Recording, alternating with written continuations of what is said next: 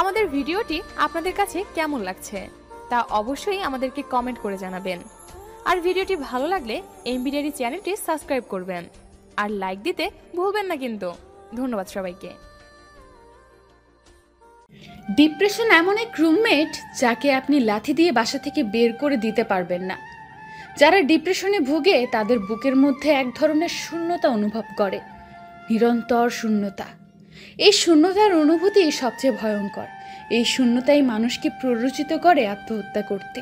দীর্ঘ সময় ধরে এই শূন্যতাকে বুকের মাঝে আটকে রাখার পর একজন ডিপ্রেসিভ মানুষ একদিন কনভিন্সড হন যে তার এই জীবন সম্পূর্ণ অর্থহীন এবং আত্মহত্যার মাধ্যমে তার এই যন্ত্রণা একেবারে বন্ধ করে ফেলা সম্ভব। ডিপ্রেশন এবং আত্মহত্যার প্রবণতা বা সুইসাইডাল টেন্ডেন্সি তাই ঘনিষ্ঠভাবে জড়িত।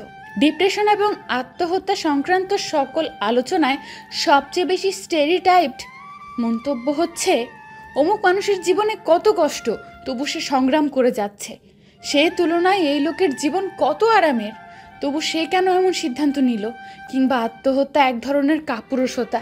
আমরা সব কিছুই বিচার করার চেষ্টা করি আমাদের অভিজ্ঞতার আলোতে। যা কিছু আমাদের অভিজ্ঞতার বাইরে তার ব্যাপারে রূঢ় জাজমেন্ট দিতে আমাদের দেরি হয় না।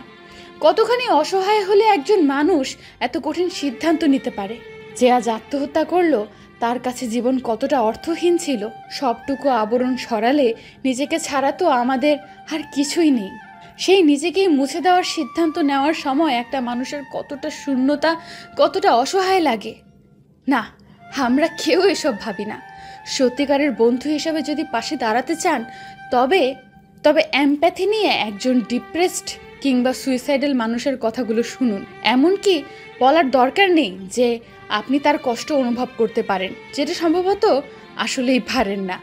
আপনি শুধু শুনুন, বলবার দরকার নেই কে ভুল কে ঠিক, কিংবা জীবন কত চমৎকার।